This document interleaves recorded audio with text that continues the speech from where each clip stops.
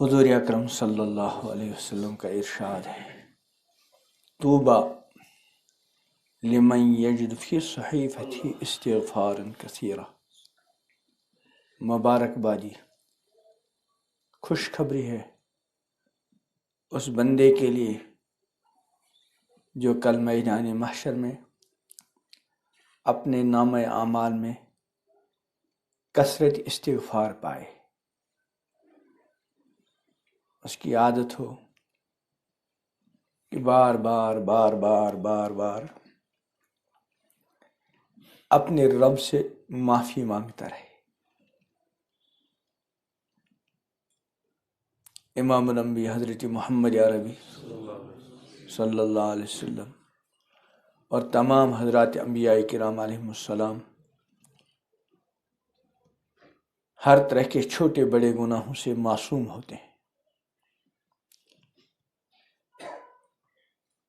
دو ہی قسم کے انسان معصوم ہوتے ہیں، ایک نابالغ بچے، وہ معصوم ہوتے ہیں، معصوم کا مطلب ہے بے گناہ، اور دوسرے حضرات انبیاء کرام علیہم الصلاۃ والتسلیم معصوم ہوتے ہیں۔ انبیاء کے علاوہ جو دوسرے حضرات ہوتے ہیں، چاہے اولیاء ہوں، بزرگان دین ہوں، وہ معصوم نہیں ہوتے، اللہ ان کی حفاظت فرماتے ہیں، محفوظ ہوتے ہیں۔ کوتاہی غلطی ہو سکتی ہے،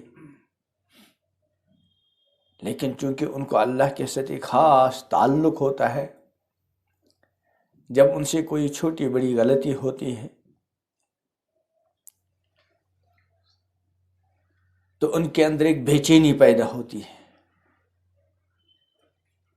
چونکہ اس کوتاہی کی وجہ سے وہ اپنے اندر ایک کمی محسوس کرتے ہیں، چونکہ ان کو اللہ کے ساتھ خاص تعلق ہوتا ہے، نمازوں کے ذریعے تعلق، تلاوت کے ذریعے، ذکر کے ذریعے، دعا کے ذریعے، تقوی اور پرہیزگاری کے ذریعے اللہ کے ساتھ خاص تعلق ہوتا ہے۔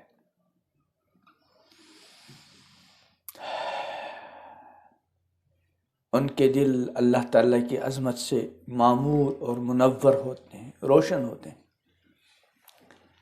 جب ان سے کوئی کوتاہی غلطی ہو جاتی ہے تو وہ فوراً متنبہ ہو جاتے ہیں۔ جیسے کسی اولاد جو اپنے والدین کی بہت مطیع و فرما بردار اولاد ہو، ان کے دل میں اپنے والد کی بہت عظمت ہو، والد کی محبت ہو، والد کا احترام ہو، پھر کبھی ان سے کوئی بات والد کی مرضی کے خلاف ہو جائے اور ان کو لگا کہ میری فلاں بات والد صاحب کو ناگوار گزری ہے، اب وہ اولاد اندر ہی اندر بے چین پریشان ہوتی، چاہے والد ان کو کچھ بھی نہ کہہ دے، لیکن وہ اپنے اندر ایک بے چینی، بے قراری کی کیفیت محسوس کرتے ہیں۔ یا کسی کا کوئی بڑا ہو، استاد ہو، شیخ ہو، کچھ ہو، کسی بھی اعتبار سے بڑا ہو، اور اس کو لگے کہ اس میرا فلاں کام بڑے کے حکم کے خلاف، بڑے کی مرضی کے خلاف یا بڑے کے منشا کے خلاف ہو گیا، چاہے بڑا اس کو کچھ بھی نہ کہہ دے، لیکن اس کا یہ تعلق اس کو بے چین قرار کیے دیتا ہے۔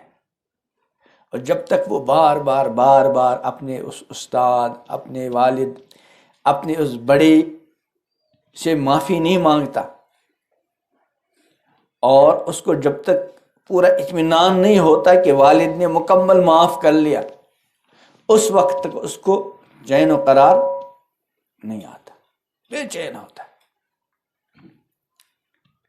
بس اس نظیر کو ذہن میں رکھ کر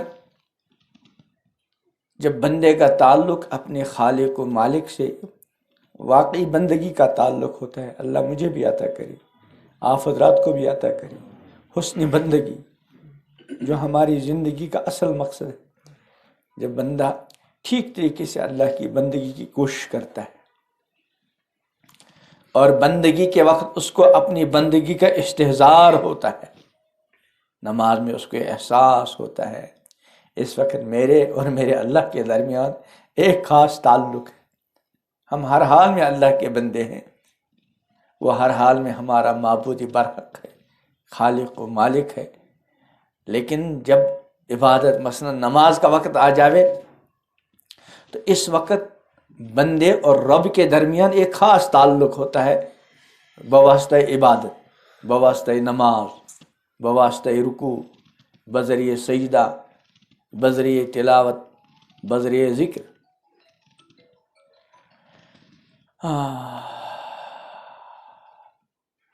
تو اس خاص تعلق کا کیا اثر ہوتا ہے کہ اگر کبھی بندے سے غفلت کی وجہ سے بصیرت کی بنیاد پر کوئی غلطی ہو گئی،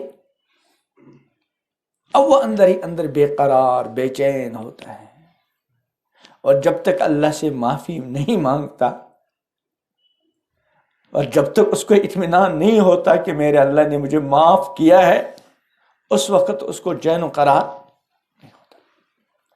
تو میں عرض کر رہا، حضرات انبیاء کرام علیہ السلام معصوم ہوتے ہیں، اور اولیاء کرام بزرگان دین معصوم تو نہیں ہوتے، محفوظ ہوتے ہیں کہ ان کو اللہ کے ساتھ ایک خاص تعلق ہوتا ہے. اس لیے حتی الامکان وہ غفلت سے کوتاہیوں سے دور رہتے ہیں. لیکن بشریت کی بنیاد پر اگر کبھی کوئی غلطی ہو جاوے تو ان کا جو اندر کا تعلق ہے وہ ان کو بے چین کر دیتا ہے جب تک وہ توبہ نہیں کرتے. کسی نے کہا ہے، بردل سالک ہزارہ غم بود، گرز باغے دل خلالے کم بود. سالک کہتے ہیں چلنے والے کو، یعنی جو اللہ کے راستے میں چل رہا ہو، اللہ کی محبت کے راستے میں، تعلق کے راستے میں، بندگی کے راستے میں. وہ ہر وقت اس فکر میں ہے کہ کسی طرح سے میرا خالق و مالک مجھ سے راضی ہو جائے، کسی طرح سے میں اپنے رب کو راضی کروں، کسی طریقے سے میں بہتر سے بہتر طریقے سے اللہ کی بندگی کروں، کسی طریقے سے میں ہر طرح کی چھوٹی بڑی کوتاہیوں سے کیا بچتا رہوں. تو اس کو سالک کہتے ہیں. یعنی اس سالک سے اگر کبھی کوئی کوتاہی ہو گئی تو وہ اس کوتاہی کی وجہ سے اپنے اندر ایک کمی محسوس کرتا ہے. کمی کس چیز کی؟ وہ جو اللہ کے ساتھ ایک خاص تعلق تھا، اس کوتاہی کے بعد اس میں تھوڑی سی کمی. کتنی کمی؟ فرماتے ہیں بردل سالک ہزارہ غم بود. اس سالک کے دل پر ہزاروں غموں کا پہاڑ ہوتا ہے. کب؟ گرج باغے دل خلالے کم بود.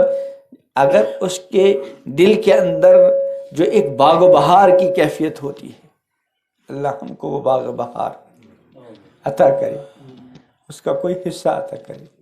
اللہ ہمارے دلوں سے گناہوں کی ظلمت کو دور کر دے. تو اس کے دل کے اندر جو باغ و بہار والی کیفیت ہوتی ہے، جب اس سے کوئی کوتاہی ہو جاتی ہے تو وہ بے چین ہوتا ہے، بے قرار ہوتا ہے، ایسے جیسے اس پر ہزاروں غموں کا کیا ہو پہاڑ. تو میں عرض کر رہا تھا، امام الانبیاء حضرت محمد عربی علیہ السلام نے فرمایا، طوبیٰ، مبارک بات یہ ہے اس بندے کے لیے، لمن یجد فی صحیفتی استغفارا کثیرا، جو اپنے نامہ اعمال میں کثرت استغفار پائے. اس کی عادت بار بار استغفر اللہ استغفر اللہ، یا جو بھی کلمات ہیں استغفار کے حضور صلی اللہ علیہ وسلم سے منقول ہیں. استغفار کا مطلب کیا ہے؟ اللہ سے گناہوں کی مغفرت طلب کرنا. جیسے کہ استغفار ہے استغفر اللہ الذی لا الہ الا هو الحی القیوم واتوب الیہ. اور ایک استغفار کی کلمات ہیں جس کو سید الاستغفار کہا جاتا ہے، اللہم انت ربی. حضور علیہ السلام نے اس کو سید الاستغفار فرمایا ہے. اس کا ترجمہ کہ اللہم انت ربی، اے اللہ آپ میرے رب ہیں. لا الہ الا انت، کوئی معبود نہیں ہے مگر بس آپ ہیں.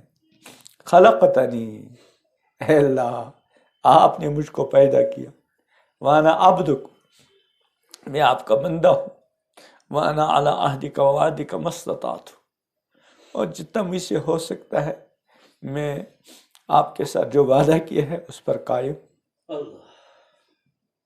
اعوذ بک من شر ما صنعت، یا اللہ میں نے جو بھی کچھ برا کیا ہے میں اس کے شر سے آپ کی پناہ چاہتا ہوں. ابو لک بنعمتک علیہ، اے اللہ آپ کی جو نعمتیں، آپ کے جو انعامات، آپ کے جو مجھ پر احسانات ہیں، میں ان کا اقرار کرتا ہوں۔ وَأَبُوءُ بِذَنبِی، اور اے اللہ میں اپنے گناہوں کا بھی اقرار کرتا ہوں۔ فاغفر لی، یا اللہ میری مغفرت فرما۔ فإنہ لا یغفر الذنوب الا انت، یا اللہ یقیناً آپ کے سوا کوئی گناہوں کا معاف کرنے والا نہیں۔ یہ سید الاستغفار کہلاتا ہے، صبح شام بندہ اس کا ورد رکھے۔ تو فرمایا مبارکبادی اس بندے کے لیے جو اپنے نامہ اعمال میں کثرت استغفار پائے۔ تو میں نے بیچ میں بات کہی تھی کہ حضرات انبیاء کے نام علیہ السلام معصوم ہوتے ہیں، ان سے گناہ نہیں ہو سکتا۔ اور پھر امام الانبیاء حضرت محمد عربی صلی اللہ علیہ وسلم، جن کی شان بعد از خدا بزرگ توئی قصہ مختصر، ان کی شان، لیکن خود فرماتے ہیں اور صحابہ سے بھی منقول ہے کہ بعض مرتبہ امام الانبیاء حضرت محمد عربی صلی اللہ علیہ وسلم اللہ کی بارگاہ میں ایک ایک مجلس میں 70 مرتبہ یا 100 مرتبہ استغفار کرتے تھے۔ استغفار کا مطلب کیا ہے؟ معافی مانگنا اپنے گناہوں سے۔ وہاں معصوم، لیکن معصوم ہو کر یہ معاملہ، اور ہمارا معاملہ کیا ہے؟ ہر کوئی اپنے گریبان میں جھانک کر اپنی راتوں اور اپنے دنوں کو سوچے کہ اب تک کی میری زندگی کی جو راتیں ہیں کس حال میں گزری، میری زندگی کے جو دن ہیں کس حال میں گزرے۔ جب ہم سوچیں گے تو بار بار یہ احساس پیدا ہوگا کہ جس طرح زندگی گزارنی تھی اس طرح نہیں گزر سکی، جس طرح دن گزارنے تھے اس طرح نہیں گزار سکی، جس طرح راتیں گزارنی تھی اس طرح نہیں گزری، جس طرح جوانی گزارنی تھی اس طرح نہیں گزری۔ دل کے اندر ایک ندامت پیدا ہوگی۔ یہ ندامت، اس کو بھی روایات میں توبہ کہا گیا ہے۔ الندم التوبہ، ندامت توبہ ہے، یعنی توبہ کا سب سے پہلا زینہ جو ہے وہ ندامت ہے، شرمندگی ہے۔ بندے کو اپنے کیے ہوئے پر ندامت ہو، شرمندگی ہو، اور اس کے بعد اپنے رب سے بار بار تنہائیوں میں معافی مانگتا رہے، اور اپنے اللہ سے بار بار توبہ کرتا رہے، بار توبہ کرتا رہے۔ اور پھر توبہ کرنے کے بعد حتی الامکان کوشش کرے توبہ پر بندہ کیا رہے؟ قائم رہے۔ لیکن حتی الامکان کوشش کے باوجود پھر بندہ کبھی پھسل جاتا ہے، گر جاتا ہے، غلطی ہو گئی، پھر اللہ سے اپنا کوئی ایسا ہوتا ہے کسی کی غلطی 2 بار 4 بار 6 بار ہو گئی، بار ہم نے معافی مانگی، اب انسان کو شرمندگی ہوتی ہے کہ بھائی کب تک اس سے معافی مانگتا رہوں گا، یہ بھی کیا کہے گا۔ لیکن اللہ کا معاملہ تو ایسا ہے کہ یہاں تو معافی مانگے بغیر کوئی چارہ ہے ہی نہیں۔ اگر کوئی اور ہو جس کے ہم ماتحت ہوں اور جس سے متعلق ہماری کوئی ضرورت ہو، ہم نے اس کو ناراض کیا، وہ ہم سے ناراض ہو گیا، اب ہم کو شرم آتی ہے یار کس طرح اس کے سامنے جاویں، تو ہم اپنا وہ رابطہ کسی اور سے قائم کر لیتے ہیں، وہ ضرورتیں کسی اور سے پوری، اور چل جاتا ہے کام۔ لیکن ہمارا رب، ہمارا خالق و مالک،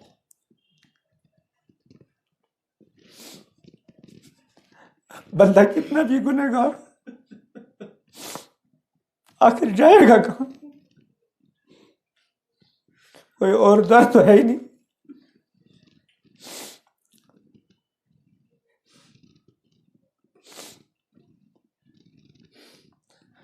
اور رب العالمین یہ جانتے بھی ہیں کہ میرے بندوں کے لیے میرے در کے سوا کوئی دوسرا در ہے ہی نہیں، اس لیے اس نے اپنا در ہمیشہ کھلا رکھا۔ رات کے اوقات ہوں، دن کے اوقات ہوں، کوئی پابندی بندوں پر نہیں، جس حال میں بھی ہوں بس اللہ کے در پہ حاضری دیں۔ پھر وہ بڑا کریم ہے، بڑا کریم ہے۔ ایک وقت ایسا بھی آتا ہے کہ وہ رب العالمین خود اپنی شان کے مطابق نزول فرماتے ہیں آسمانی دنیا پر، اور ادھر سے بندوں کو پکارتے ہیں۔ اللہ کی طرف سے پکارا جاتا ہے رات کے آخری تہائی میں، حل من مستغفر، ہے کوئی اپنے گناہوں کی معافی چاہنے والا، میں اس کو معاف کروں۔ ادھر ہی سے آ رہے ہیں، جیسے کوئی بہت بڑا سخی، اس کا دروازہ کھلا ہے، مسافر آتے ہیں، ضرورت مند آتے ہیں اور اپنی ضرورتیں لے کر جاتے ہیں، لیکن کبھی وہ سخی پھر خود باہر آ جاتا ہے اور پکارتا بھائی کسی کو کچھ چاہیے آؤ۔ تو اللہ تعالیٰ کی ذات ورا الورا ہے۔ ہاں، آسمانی دنیا پر اپنی شان کے مطابق ہر رات کے آخر حصے میں نزول فرماتے ہیں۔ دیکھیں آج بڑی رات، سردیوں کی رات بہت لمبی ہوتی ہے، 8 ساڑھے 8 بجے بندے اچھی طرح سے نماز بھی پڑھیں گے تو عشاء پڑھ کے فارغ ہو جاتے ہیں۔ 9 بجے 9:30 10 بجے تک بندہ آرام سے کھانے پینے سے فارغ ہو کر سو سکتا ہے، اور عشاء کے بعد تو ویسے بھی حضور اکرم صلی اللہ علیہ وسلم کی تعلیمات میں یہ ہے کہ عشاء کے بعد دنیوی گفتگو بندہ نہ کرے، بس کھانے سے فارغ ہو گیا اور سو گیا۔ رات کے آخری تہائی میں آدھا گھنٹہ پہلے اٹھ جاوے، 1 گھنٹہ اٹھ جاوے، وضو کرے، چند رکعتیں پڑھ لے، آنسو کے کچھ قطرات اللہ کی بارگاہ میں پیش کرے۔ ندامت کے آنسو اللہ کو بہت پیارے، بہت پیارے۔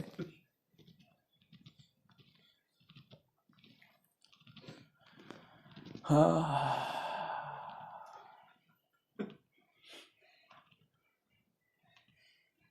تو میں نے بات کہی تھی، فرمایا طوبیٰ، مبارکبادی اس بندے کے لیے یجد فی صحیفتی استغفار کثیرہ، جو کل میدان محشر میں اپنے نامہ اعمال میں کثرت استغفار پائے۔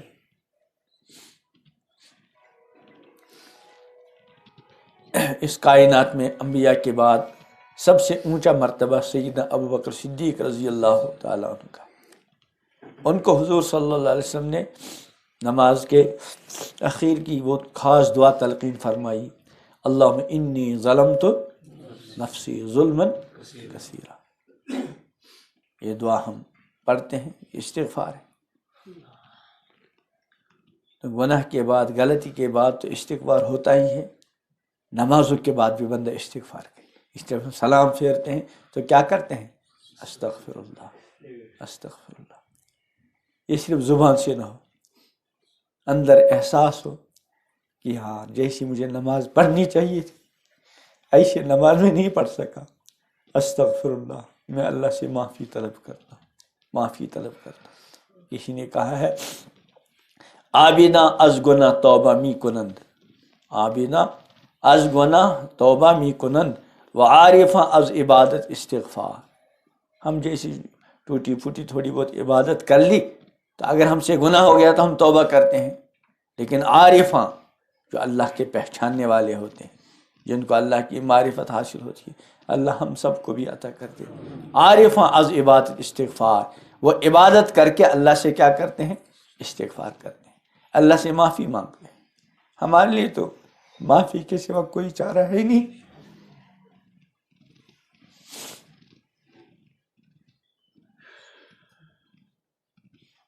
کسی نے بہت اچھا کہا ہے عبادت کا سہارا عابدوں کے واسطے، ہے عصائے آہ مجھ بے دست پا کے واسطے۔ بندے کے اندر یہ احساس ہونا چاہیے کہ عبادت کا سہارا تو ان لوگوں کے لیے جو واقعی عبادت کرتے ہیں، ہم جیسے خطا کار، ہمارے پاس تو بس استغفار کا سہارا ہے، اللہ سے معافی مانگنا۔ معافی سے کام بن جائے تو اللہ کا کرم، بندہ ہر وقت ڈرتا رہے، لرزاں اور ترسا رہے، اور اللہ کی بارگاہ میں استغفار کرتا رہے، اللہ سے معافی مانگتا رہے، اور اللہ سے معافی کا امیدوار رہے۔ اللہ بہت کریم ہے، بہت کریم، بہت کریم ہے۔ اللہ کی کریمی پہ نظر ہو، اپنے گناہوں پہ بھی نظر ہو، اللہ سے معافی مانگنے کی عادت بنائی جائے تو یہ حدیث اچانک ہے میری زبان پر آتی ہے، یا استغفر اللہ کا جملہ آیا تو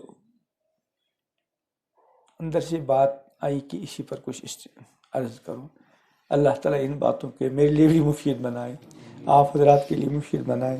اللہ میرے جرموں کو بھی معاف کر دے، آپ حضرات کی کوتاہیوں کو بھی معاف کر دے۔ رب العالمین، ہم اپنے کیے ہوئے پر نادم ہیں، شرمندہ ہیں، واللہ آپ کی بارگاہ میں اقرار ہے، اعتراف ہے، جس طرح زندگیاں گزارنی تھی رب العالمین آپ کی قسم اس طرح زندگیاں نہیں گزری، واللہ معافی کے سوا کوئی چارہ نہیں، معافی کے سوا کوئی چارہ نہیں، معافی کے سوا کوئی چارہ نہیں۔ معاف کر دیجئے،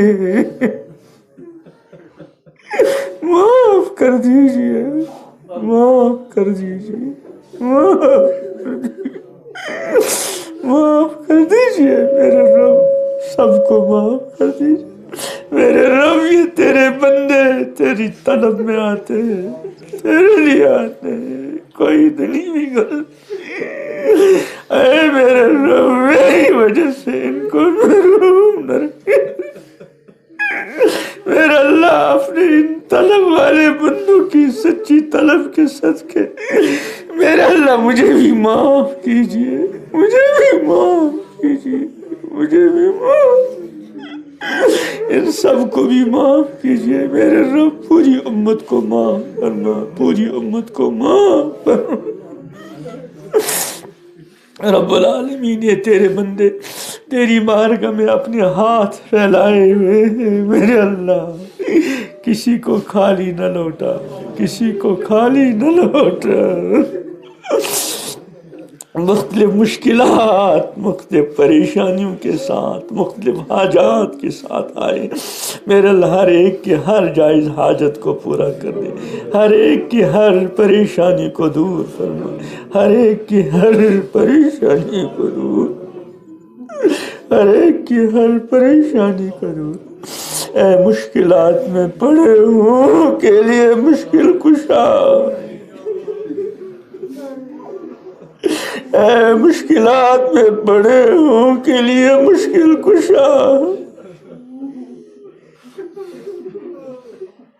اے مشکلات میں پڑے ہوں کے لیے مشکل کشا، اے محتاجوں کے حاجت روا، اے محتاجوں کے حاجت روا، اے محتاجوں کے حاجت روا، اے بے سہاروں کے سہارا،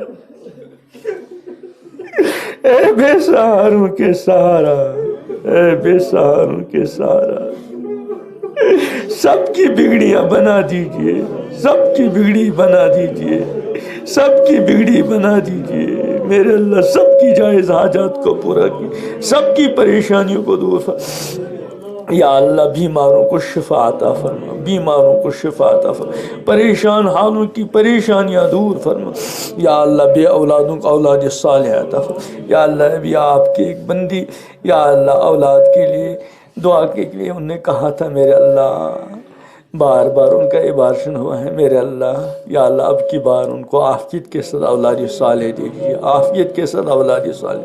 اور بھی تیرے بہت سارے بندیوں نے اولاد کے لیے دعا کے واسطے کہا ہے، سب کو یا اللہ اولاد صالح دے دیجیے، اولاد صالح دے دیجیے۔ جن کے رشتے نہیں ہیں میرے اللہ، سب کے لیے بہتر رشتے عطا فرما، سب کے لیے بہتر میرے اللہ۔ ہم آپ کے کمزور بندے، ہم آپ کے کمزور بندے، ہم اپنی کمزوریوں کو آپ کی بارگاہ میں پیش کرتے ہیں، اپنے مسائل کو آپ کی بارگاہ، اپنی مشکلات کو آپ کی بارگاہ میں پیش کرتے ہیں میرے اللہ۔ ہمارے لیے آپ کے در کے سوا کوئی در نہیں، ہم آپ ہی کے در کے بھکاری ہیں، اللہ آپ کے در کے بھکاری ہونے کا اعزاز میرے اللہ بہت بڑا اعزاز ہے، یا اللہ یہ اعزاز ہمیشہ آتا رہے، یہ ہمیشہ رہے قائم آپ کی طرف سے، یا اللہ اپنے در کے بھکاری ہونے کا اعزاز ہمیشہ قائم رہے، ہمیشہ قائم رہے، ہمیشہ قائم رہے۔ رب اغفر ورحم وتجاوز